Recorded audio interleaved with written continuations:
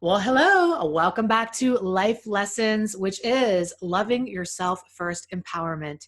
Today, I have a very special guest with me, the incomparable, no other, funny as hell, smart A lot of as pressure. hell, interesting as hell. I mean, just okay, we can go on and on and on. It's Meagan Gain, everybody. And so, Hi. welcome. So, let's Thank you. introduce yourself, tell us who you are, what you do, and a brief little nugget, okay? And then we're Okay. just going to dive in.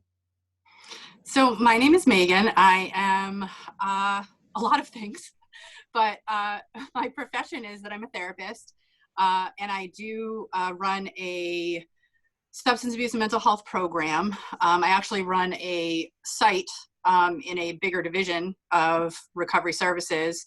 And that consists of a partial hospitalization program, an intensive outpatient program, and then therapists, psychiatrists, nurses. So that's what I do. But who I am, it's a loaded question. But I am a person in long-term recovery. I am a daughter, a sister, a friend, you know, a lot of things, but That's great. And so we're going to talk about a lot of things today. Some of the topics that we're going to be talking about today are the future of coaching and therapy, the difference between coaching and therapy, right? Because what better question to ask than a therapist and a coach? What's the difference? right. We're going to talk about recovery and the future of recovery. And we're also going to talk about this crazy business the world is in right now and how we're all kind of coping. And when we don't cope as therapists or as coaches, what that can mean for our clients, what that can mean for our communities, and how we Right. can actually navigate this the best way possible. So this is a very special interview today, specifically made for coaches and therapists or people in recovery specifically. So welcome. So Thank you. refresh my memory. No, don't. I mean, I already know, right? But if they don't know, how did we meet? So we met when I went How to long treatment ago? 8 years ago, almost 8 years ago. I went to treatment in June of 2012. So almost 8 years ago, I decided to change my life. And so I went to a place called Palm Partners where Heidi worked and stayed there for 90 days. And that's how we met. I actually remember meeting you for the first time. It was the first, I actually remember the date.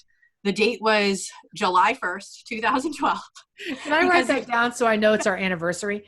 okay, yeah, What was it? July 1st? July 1st, 2012. And You're getting a card with some kind of like I love cat it. that says hang in there. Thank Like you. something like, yeah, true love always. I've missed it all these years. I haven't sent you anything. Okay, so July 1st, So 2012. it was July 1st of 2012. And the reason I know that is because that's the day I transferred from detox to treatment. Yes. And I had a pretty long detox because I was detoxing off of alcohol and benzodiazepines. But I remember meeting you for the first time because I remember going into the group room where the females and the males were separated, and it was this big room and it had like a DJ booth in it. And I remember the music, like full on DJ, like techno music coming on, and everybody getting up and starting to dance. And I thought to myself, what is the fastest way out of here? Like I don't know what is happening. And I don't want to be part of this. And I took off this plane and now I have nowhere to land it. What the yeah. Somebody help me. And I remember looking around and going like, what did I do? Like what did I get myself into? Yeah. Yeah. Mm-hmm. We used to start our mornings every day for our audience. We used to start our mornings every single day with club rehab. We would play this series with DJ, would dance, and we had disco lights. And we'd dance our butts off every morning for a half hour before we even said boo. Yeah. But they didn't tell you that was going to happen. No, it was a surprise. Uh-huh. Yeah. And so for those newbies, and particularly for myself, who had never danced sober or anything like that, it was a real shock. Yes. And it was terrifying, actually. And I remember, there was a woman there named Amanda who kept trying to get me out on the dance floor. And I was like, I used some expletives, but I was like, get away from me. And I remember some of the therapists and you and Doug would be out on the dance floor in the mornings. But I remember the first time I saw you, I was like, oh boy, one of two things could happen. I'm either really going to like her and want to be like her, or I'm going to hate her because I, at the time, I've evolved, but at the time I would compare myself to everybody, and you just like kind of exuded confidence to me.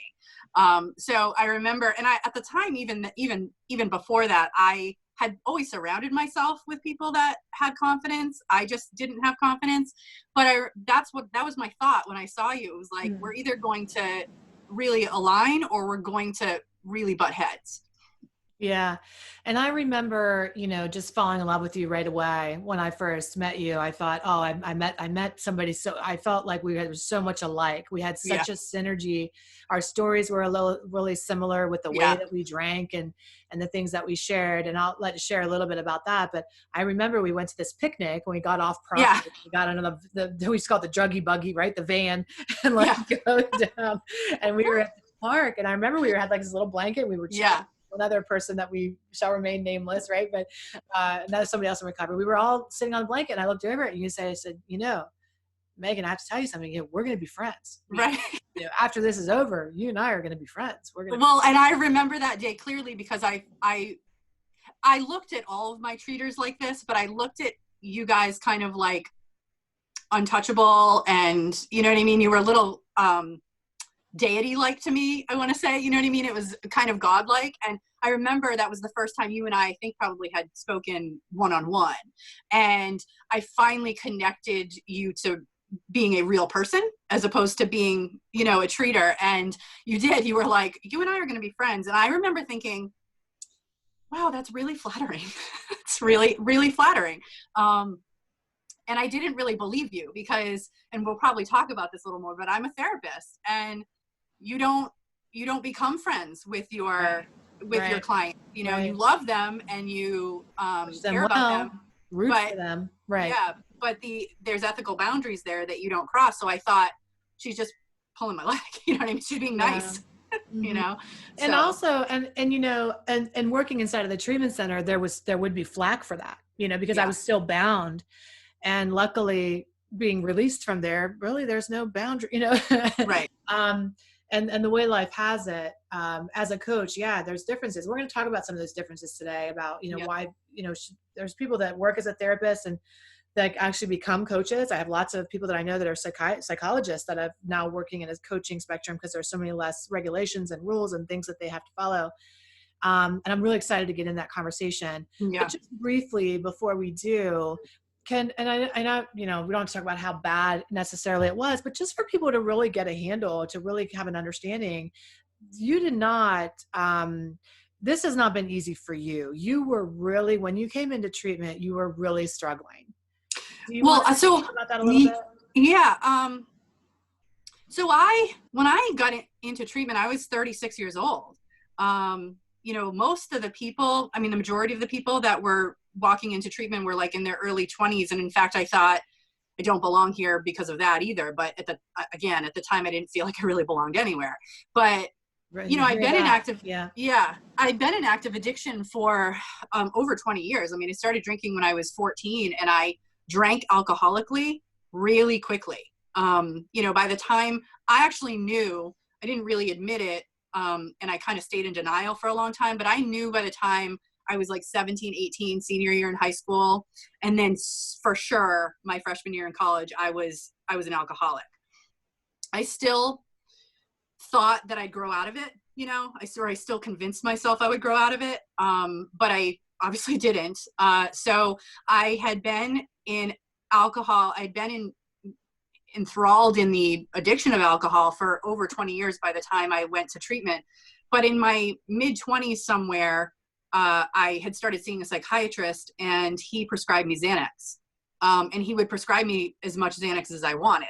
So I then I got really hooked on taking Xanax. So I was taking that kind of all day, every day, just to kind of keep me to maintain. Yeah. So I was really sick.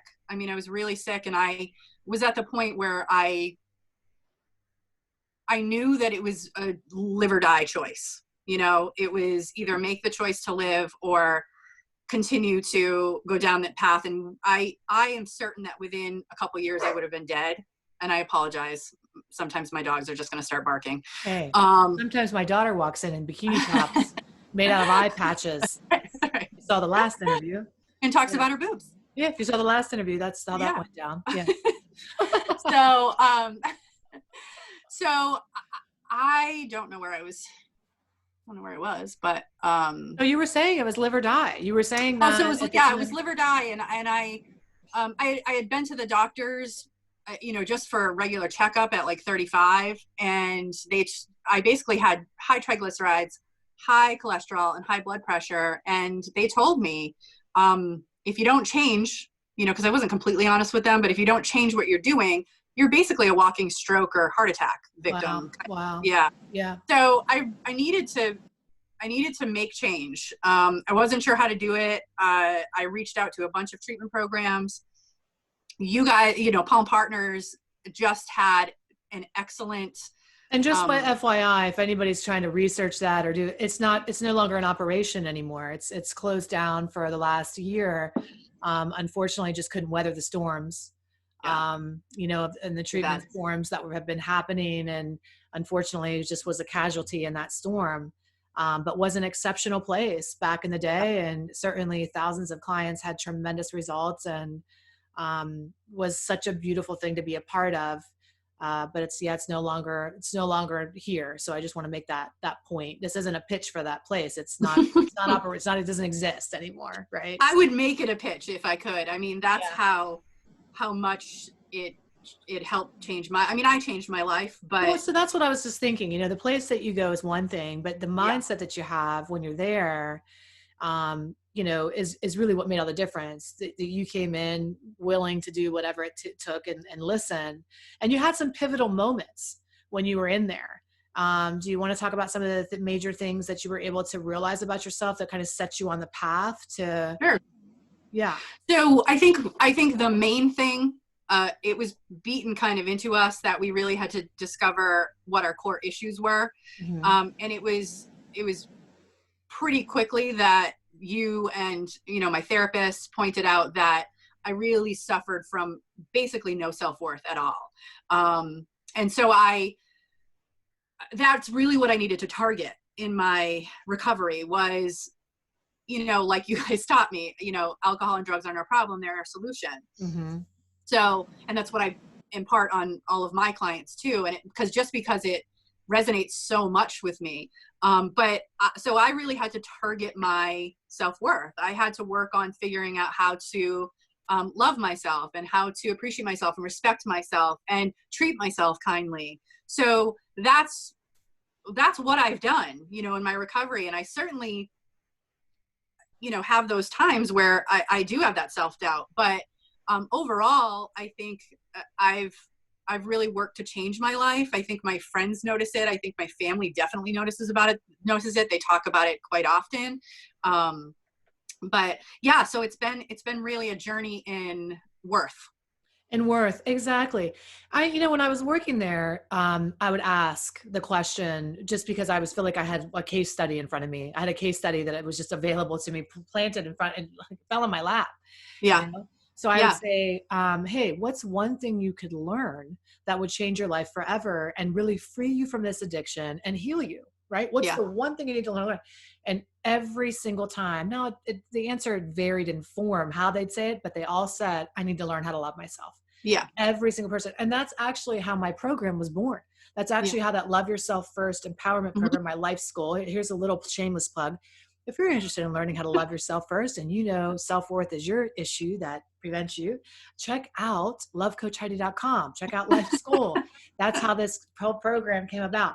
Yes. So learning how to love yourself. So now you worked in treatment for a while. You got a job in treatment and here in Florida, and you were here for a while, and then you moved back to your kind of native roots. Yeah. And so what I want to talk about is how we've had so many talks, and it's endlessly fascinating to me. Because when I first started working at the treatment center, I had a lot of pushback from the therapists initially that were like, who the hell does this girl think she is? She's a life coach. What's she go to like a weekend seminar? She's going to come in here and teach our clients. And that's legitimate because there are so many life coaches that get the weekend certification. There's an ad running on Facebook right now that says, become a certified life coach for $25. I'm scared shitless. Okay. Earmuffs. I've already put in the description, earmuffs, strong language.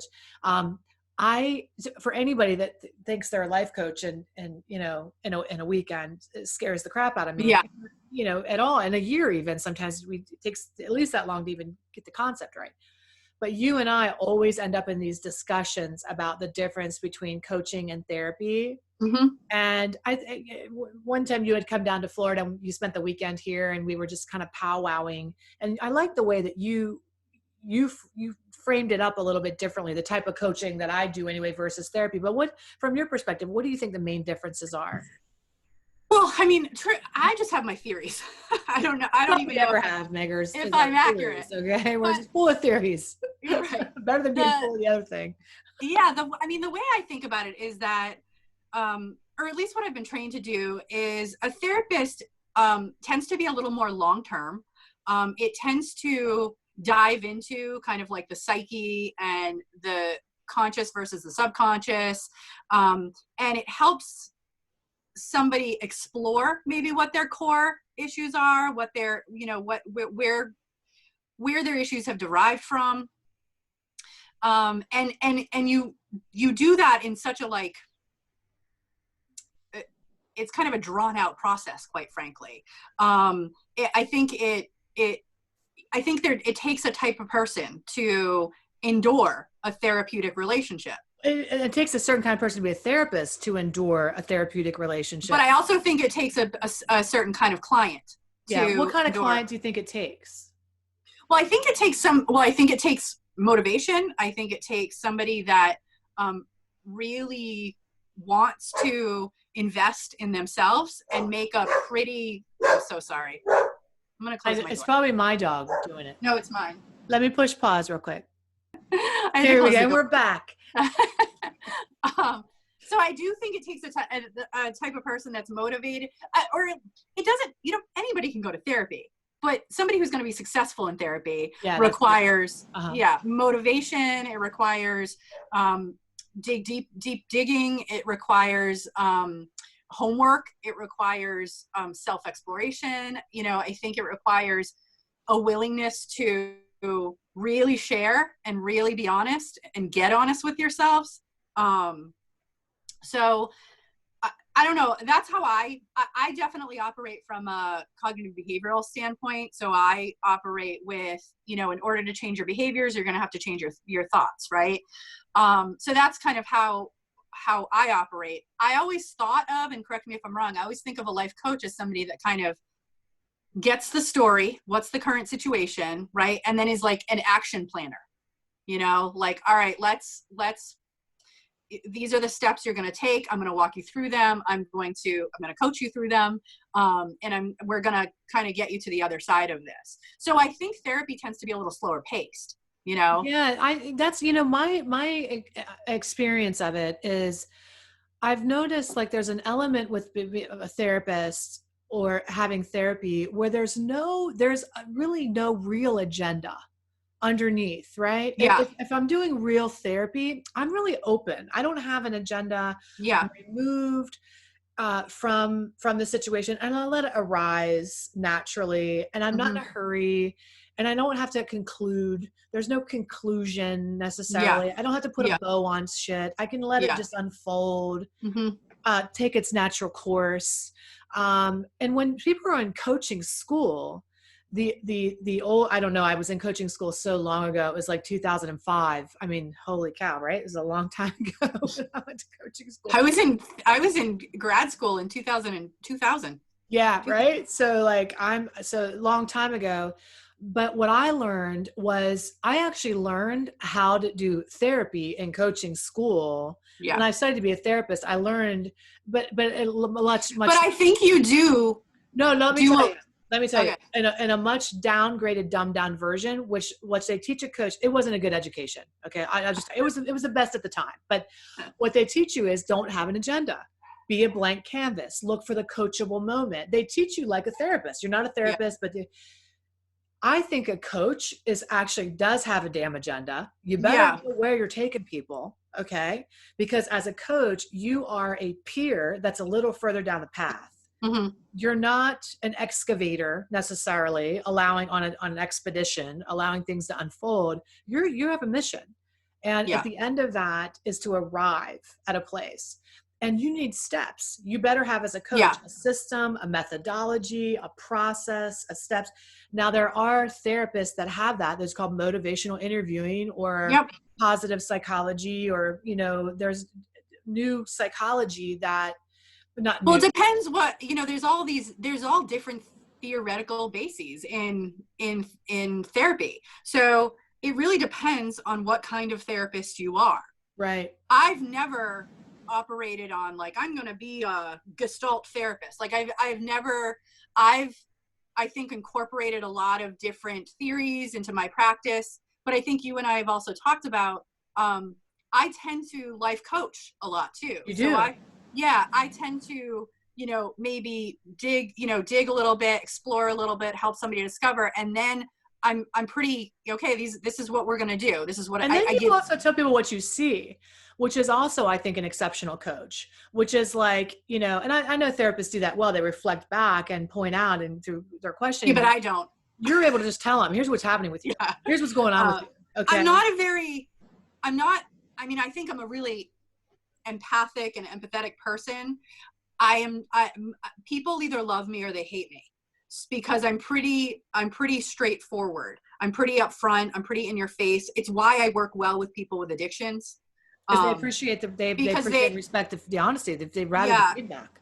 Yeah, because they need that. But I also think you tend to do a lot of therapy in your life coaching. I do. I know. Yeah. And I know I'm a renegade. And you know what, here's the thing. Here's why I don't, here's why it's like, do as I say and not as I do. Okay. There's a lot of coaches that are doing rogue. Here's what's wrong with our industry. I'm going to tell you what's wrong with the coaching industry. And then you can tell me what's wrong with the therapeutic industry. And then we can talk about our goals, our aims my contribution to fix the problem. Okay. I think, and it's going to sound like I'm part of the problem because I'm doing therapy. I do therapeutic coaching. I have processes. I have a vast clinical background. I have 8 years on a team of psychologists, clinicians, master clinicians, where I actually won the clinical awards. Can we see them? I won all those clinical awards on my wall year after year for my therapeutic work. Okay. I wasn't qualified to do that. I actually shouldn't have been doing that. Okay. I was doing renegade Gestalt. I was doing Gestalt therapy with these people doing it. Okay. I shouldn't have been. They let me do it. I don't know what to say. Thank God I happen to be good at it. Thank God. Okay. What's wrong with the coaching industry? There are people that are half-cocked with zero education, zero therapeutic background. So there's two spectrums. There's like people that are coaches that are taking people through sexual trauma. Mm-hmm. One of the things you better damn well know your stuff. You better know if you're going to help open people and close them up. Okay. You got to close them.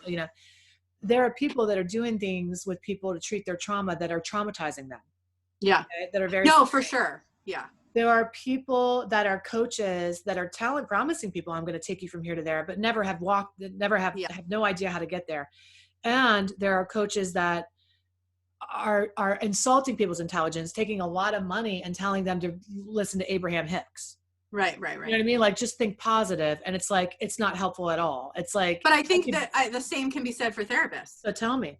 So technically they have the education, but a lot of therapists get into the profession because they have their own dysfunctional background that they've never dealt with. They've never recovered from, And I can't even say I'm not one of them, right? Because well, honey, we all come to this usually from our own shit. Me too. Right. But I can at least say I did my part to get myself healthy in order to be effective. Whereas I think there's a lot of therapists out there that should not practice at all. I mean, should not have the licensure that they have, should not. But I mean, you got to, when you really think about that, it's not that hard. You know, it's a little extra education and schooling to be a therapist, but it's not that hard to be. You get your master's degree within 2 years. If you're a good student, you're going to do well, you know, and a lot of dysfunctional people are good students. And you pass a test.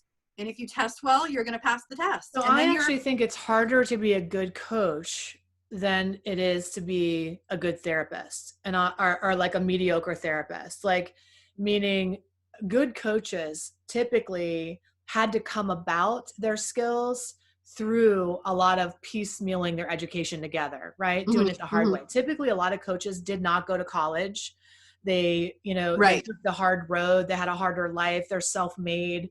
They've, and what I find with a lot of coaches is that because they have an inadequacy or inferiority complex, and I had the same thing, like, am I qualified? Am I qualified to do? Right. I had to get every fucking qualification known to man. Right. In the coaching world. I had to get a PCC and an MCC and and like, we're overqualified. We actually know more in some areas than people who went to therapy school. I remember whenever, in certain areas, addiction happens to be one of those areas for a lot of people, unless they have personal experience or worked in a treatment center, because therapists would come in and say, well, how much addiction experience do you have? And they'd say, I had 1 semester. Yeah. Yeah. And that's what you get. Yeah. So it's like, but then usually it's an elective, like you know what I mean? You opt into learning about it. But those are good coaches. And I really want to do this. There's more good therapists than good coaches. And here's why. Okay. That's my position. And I know I'm a coach, so coaches are going to hate me, but here's the truth. There's measures for therapists. They actually have to go through school. They have to pass a test. If they're licensed, they have to hold a license. They have to renew their license every single year. They have to report. They have to hold paperwork. They have to prove their work with their patients. There are more good therapists than more good coaches. But the good coaches are fucking good. Yeah. Right? Because they have gone through the fire. The odds are they've helped thousands of people. They walk their talk, you know. So if you can find a therapist who's also been through the fire, that's kind of the holy grail, right? That's the holy grail when you find somebody who it is. And it also, I mean, good therapy requires, I mean, just like good coaching, I'm sure, but the foundation of therapy is rapport, you know. Right. You don't, so there's an automatic rapport that I get with my patients just by virtue of being in recovery. Right. So whenever because when you open your mouth, they go, oh my God, she knows. Yeah. It's automatic. So even if maybe they don't like me as a person, they're going to respect me as a recovering addict, you know? Yeah. I remember, you know, whenever I'd walk in, I'd make it a point to say something. So in front of a big group, we'd have like 100 clients in the room with that, you know, big auditorium. And I'd make it a point to say something so vulnerable, self-disclosing, like that only they would get, you know what I mean? Like, and they'd be like, oh man, she's been there. Oh yeah. Okay. Yeah. And automatically it just lets everybody know, we're your people. You're my people. We're each other's people. Yeah. And that's, you know, and that's where I think maintain my reputation or get my reputation from is, you know, people always, I mean, this sounds weird, but like they always ask for me. Can I see Meagan? Can I see Meagan? Because so-and-so doesn't have the experience. So-and-so doesn't have life experience. They don't even know whether they would like me as a person, you know? Right. But they just assume that I know where they're coming from. And in a lot of ways I do, but that's the assumption. It's a difference between knowledge and wisdom. It's a difference between knowledge. I learned that, and wisdom. Yeah, absolutely. You know, I mean, that's for sure. So right now we're in a really sketch time. I mean, obviously, I don't know when you're watching this, guys, but we're filming this in the middle of this COVID crisis, right? That's still just fresh and happening right now. And the future of therapy and of coaching is kind of like rocky right now. What are we going to do? Whether you're a therapist that works for you direct a whole hospital program. Okay. So whether you're a therapist in that level, or you have a private practice, or you're working for a treatment center or a firm or a group or you're a coach and have a group program or don't, or you're one-on-one, what are we going to do? So everybody's just kind of like, wow, things are changing rapidly. How are we pivoting? Are we pivoting? How are we adjusting? And what's the future? What's the future moving forward? So tell us how things have changed for you, Meagan. So we got notice, I think it was like the 16th or 17th of March, that within 2 days we were going to be completely remote. We were not allowed in the office again.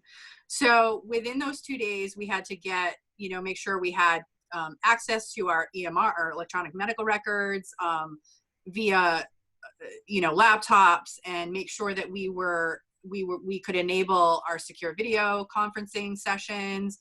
And it was this whirlwind of change that I don't think anybody was prepared for. I certainly wasn't. And, along with that comes anxiety and frustration and not knowing whether you're going to be able to roll things out like you want to, or sustain things like you want to. And so, luckily I have such an amazing team of people that I work with and work for me, that they were just kind of like, okay, let's figure it out. And so we were able to kind of figure it out, but we're still actually running our intensive programs, our partial hospitalization program, our intensive outpatient program, all via secure video. So those programs, they're abbreviated versions, but we're still, the one thing we all said to each other was like, we have to, in the line of work that we're in, we have to make sure we maintain connection with these people, because they are the most vulnerable. So we figured it out really quickly, and we got remote treatment up and running really quickly. It's been such a challenge, but the clients and our patients have been unbelievable. I mean, they're struggling. There's no doubt about that. Sure. But they've been unbelievable with, this was an opportunity where I think when I was in treatment, I would have been like, oh, good. I don't, I can walk away for a little while. I'll wait till you're back up and running. But they've been really responsive and really responsible for their own care, because they've had to be.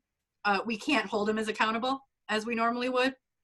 So it's been a huge challenge, but it's been something we've been kind of forced to adapt to. A lot of our clinicians' hours have been cut. However, the hospital has been pretty great about furloughing, and allowing people to still pay for their insurance and their dental and, all that kind of stuff. And, working with people to not have to use all of their earn time, and being able to take it unpaid if you wanted to, and guaranteeing jobs, Nobody's really getting laid off quite yet. I do expect that probably to happen soon. But, it's just been a huge adaptation process that nobody expected, and everybody kind of had to just roll with. So if you didn't have the secure position that you're in, let's say you're a therapist in private practice, because the majority of therapists who watch my videos are usually in private practice, and they're usually they're entrepreneurial in some way, and they're building a business.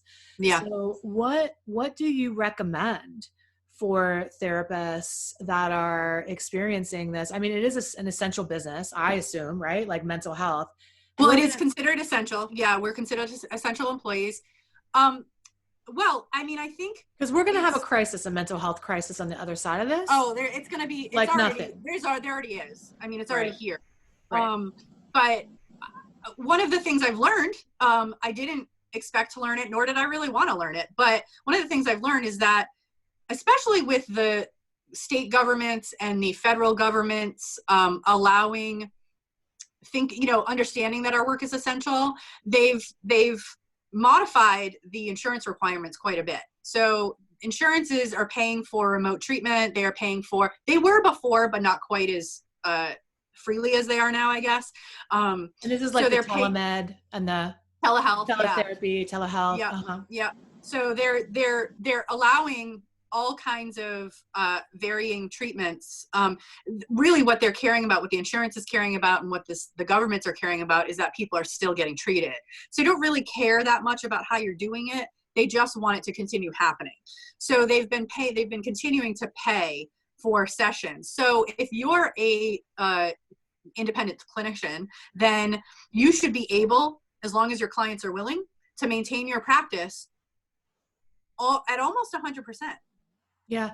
So there shouldn't, so an industry that shouldn't really be affected right now by this is therapy and coaching.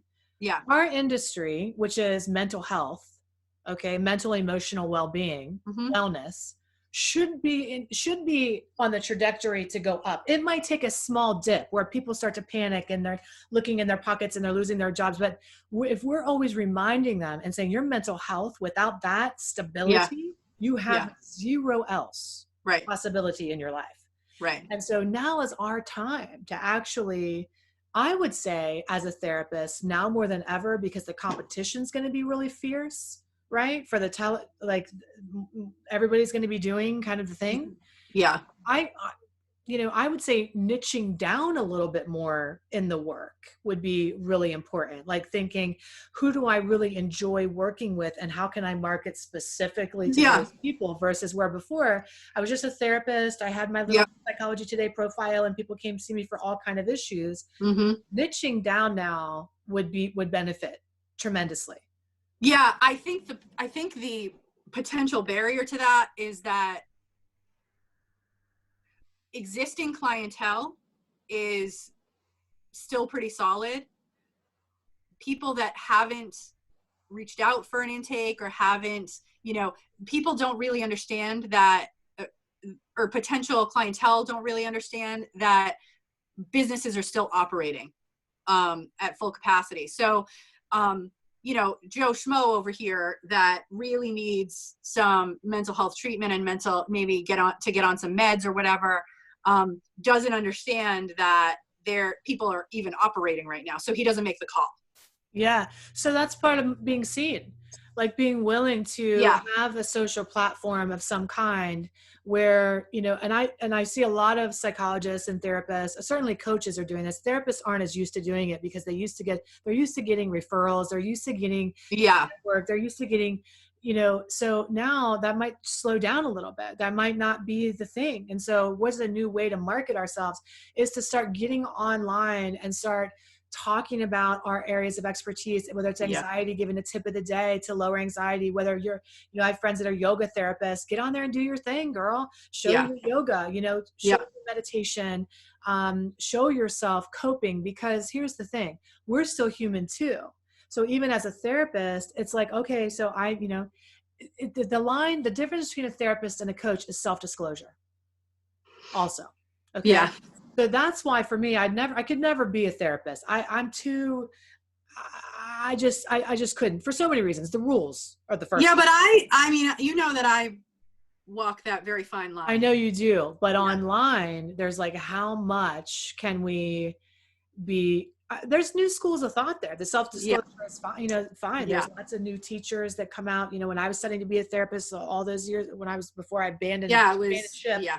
They were teaching, there's levels of that are fine. But so I think demonstrating your skill is more important than ever right now. Like if you're great with anxiety, like for example, demonstrating those skills and teaching them for free, just getting online, teaching them for free. And that's scary because it's like, well, where's the money coming from? But people need to see, what you're doing. Our market is saturated. It's going to be saturated now. Yeah. But here's the really good news. We're going to stand out like never before because people are going to spot the real deal a mile away. Yeah. All of the fluffy kind of coaches that aren't the real deal, that just like are teaching like law of attraction shit from 2006, okay, or whenever that is. All right. Law of attraction shit. No, I mean, come on, like the basics, like the bare, like I know, like, or still teaching people to make, whatever, right? We need to up our game now, right? Yeah. And so the people that really have some skills, that have some methods, that have some processes, that have some legitimate results with their people, those are the people. And not to down the people that are law of attraction coaches, please. I know some, all right? But it's 10 years later. Have you evolved? Have we evolved? Because if I'm teaching the same stuff I'm teaching today, 10 years from now, somebody shoot me down because I'm not learning. I'm not growing. All right, I need to be evolving with my people. Okay. So I think for us, it's about demonstrating our skill even more, putting ourselves out there and niching down even more, positioning ourselves. For me, my piece right now is I feel like the need is there. Is a lot. My focus is going to a couple of places. Number one, it is to certify empowerment coaches with the methodology to make therapeutic coaches, to teach them the skills, certify them legitimately. They go to Empower Coach University. They go through the process. They get the stamp, the certification. They get the business coaching, because you can't rely on the government. Okay. You can't rely on things to take care of you. You've got to know, if that shuts down tomorrow, how do I keep going? Yeah. Even as a therapist, how do I turn my practice into a cash pay engine? What do I do? Okay. If it ends tomorrow, because I still have the skills. This is your business mind. It is my business mind. That I don't really have. And you know who doesn't have it? Other therapists and other coaches, because we don't get into it from business. I came to it through business. I was a business coach before I was a relationship coach. So this is my zone of genius. Yeah. I know. Okay. So I want to certify life coaches. And then I'm creating a program, a different program just based on the Love Yourself First method for people in recovery. Because there's going to be a lot of people that are going to say, go to meetings online. Those people would never want to go to AA. Right. They need a new way. They need another alternative. Yeah. Yeah. So I'm going to create that and just launch it. That's it. Okay. I need that. It's going to be so cool, right? And you need it that for my girls, for people. Yeah. They say, okay, you don't want to go there? Go to Heidi's thing. Hey, it's Tuesdays at 7. Here it is. Yeah. So well, I think the big difference in it, it's always been kind of what we've talked about. The big difference between you and I too is the people we work with. I work with a very different population in terms of, resources, socioeconomic levels. I work with a very poor community. So, in a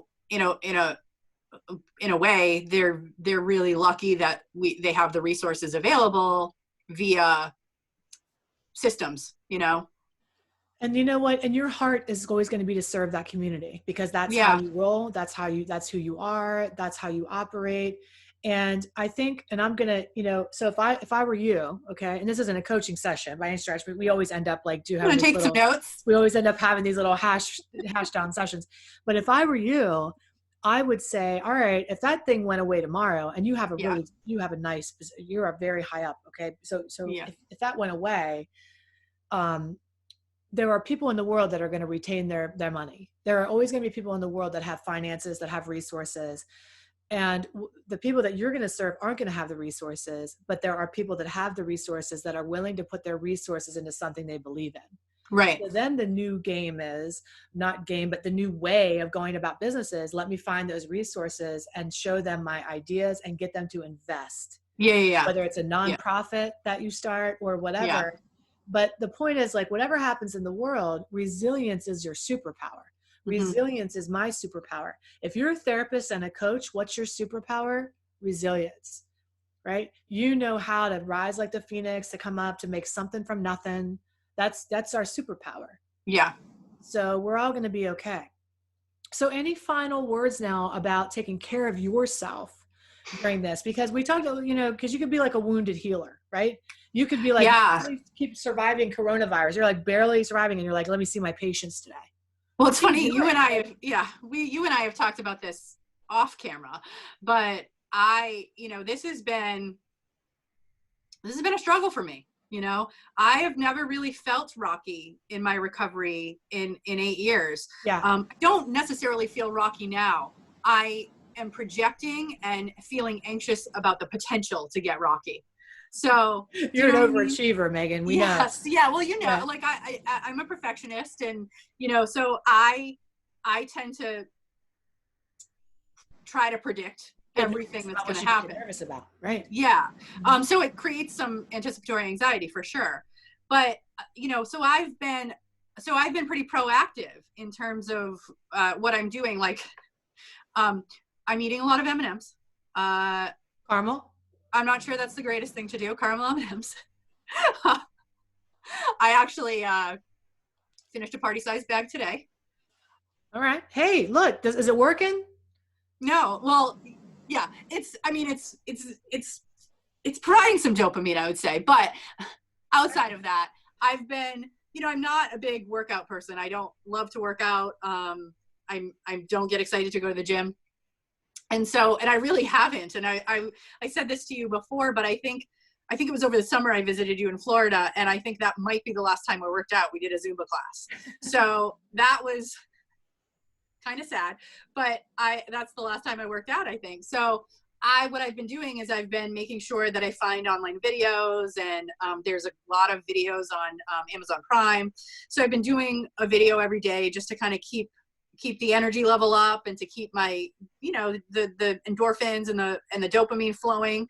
So I've been doing that. I'm getting outside as much as I can. I'm working my butt off. I honestly have never worked harder. So in a way that's, I'm lucky. I'm really lucky that I have a job that I can still kind of come to every day.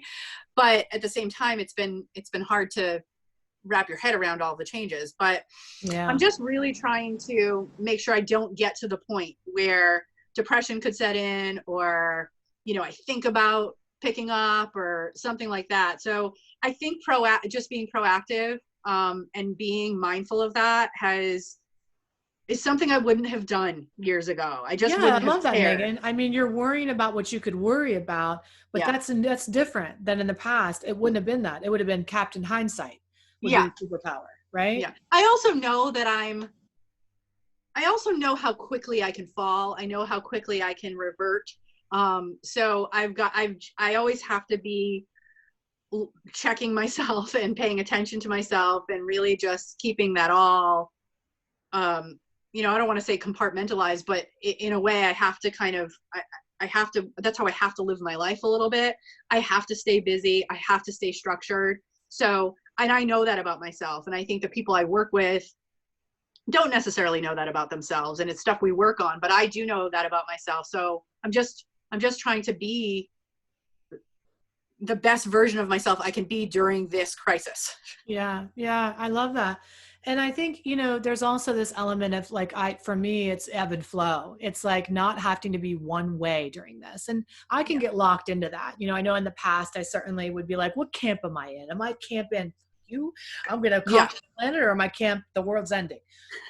And plant my flag in the camp and stay committed to the camp. I actually vacillate in between two camps, and that's really good for me to allow that ebb and flow, that in and out, Tide comes in and I feel productive, and I want to make videos, and I want to have interviews, and I want to do my thing. And then the tide goes right the hell out again. And then unfortunately, sometimes when the tide goes out, I need to chill. Maybe, for you, that's the M&Ms. For me, it might be just doing no actual creation that day and being okay with that. The productivity, the desire to have to produce sometimes can keep me. And so that's where I up the bath, and I take an hour and a half in that sucker. Well, I've really learned that from you. And I've learned to be gentle to myself, and I've learned to allow myself and give myself permission, to not feel good, to not, you know what I mean? To have a bad day. We got on the phone earlier and I said, yesterday was a sucky day. Yesterday was a bad day. I was exhausted. I was physically spent. I mean, it felt like I could sleep for a month. Today is a new day. I feel better today, and I'm happy about that. But I also was, last night when people were calling and texting, I didn't respond to anybody.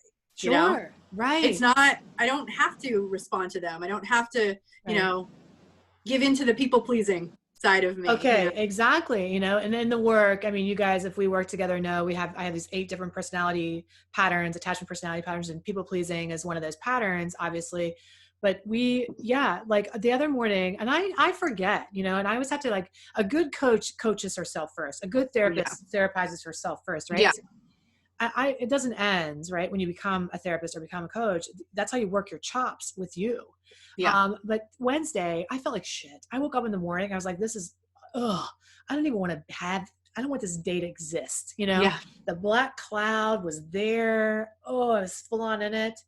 And I was like, let me kick my butt. And I didn't listen. And I came and I recorded something because it was on the schedule to record.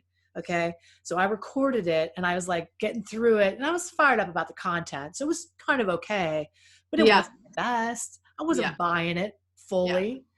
but I pushed through and I did the stuff and I did the things. And then lo and behold, I went to upload it later. When the sound didn't work. So it was kind of like, you weren't supposed to do that anyway. Right. There's a point of like, there's a time for self-discipline, like the 2 roads to love yourself, self-discipline and self-acceptance, and the wisdom to take what path when. Okay. Mm-hmm. In a crisis, we're going to lean towards self-acceptance more than the self-discipline if that's what we need to do. Yeah. But for me, I can relate to you. Schedule is the key. The discipline has been part of the thing for me. Like getting up at 5 o'clock. Where do I have to go? I get up at 5 in the morning just so I can have that alone time by myself before Ella V. We start the homeschool because now I'm a teacher. Got my teacher hat on. Okay. Now we're doing all that too, and be more vigilant about asking for what I need and more vigilant about my boundaries and about being truthful, speaking my truth about what's happening. Right. So we've got to wrap it up. That's all the time we have for our interview today. But I just want to thank you so much for taking the time to come on here and share your wisdom. Is there any last words, words that you want to leave, any of our friends that are watching with, encouraging word, just anything at all that I think you just have to it's kind of my mantra is just pay attention to yourself. I check in with myself multiple times a day. That's become a very important ritual for me to understand, if I'm thirsty or I'm hungry or I need a break or I feel anxious and I need to do something about that or whatever. So I just pay attention to yourself and be good to yourself. This is a struggle for everybody. And everybody keeps saying we're all in this together. But it's true. We're all going through the same thing. And that's actually not something you can say very often. So, no, I appreciate being on here. I love you. And, I just want everybody to stay safe and check in with themselves. Yeah. Check in with themselves. And here's the beauty in that was when you're saying that, what's coming up for me is we as helpers in the world and the fixers of the world, or the reformed heroes of the world who are now trying to help everybody else, the one thing we can forget to do is focus on ourselves. Yeah. And we go right into serving our clients, right into serving our patients, and we don't think about what do we need to be doing for ourselves. So that check-in, maybe we do check on our clients, we check in our patients and saying, how are all the time, schedule, what's going on. But what you said is brilliant, because that's the ticket in loving yourself first, so that you can have the gasoline you need to go and drive to the destiny that, that's yours, right? That's waiting for you. So love you so much. Thank you guys for watching. If you're interested in becoming a certified empowerment coach, go over to lovecoachheidi.com to learn more, even if you want to up your skills or you're considering niching into empowerment in the areas of relationships or addiction or self-esteem. I'm your girl. I have all the methods already there. The program's already in place. You just have to bring you. You're all that's missing. And we would love to have you inside that program to add your special, unique stories, personality, experiences to that mix, whether you're a therapist or a coach. We'd love to talk to you. All right. So everybody have a great day, and we'll see you really soon.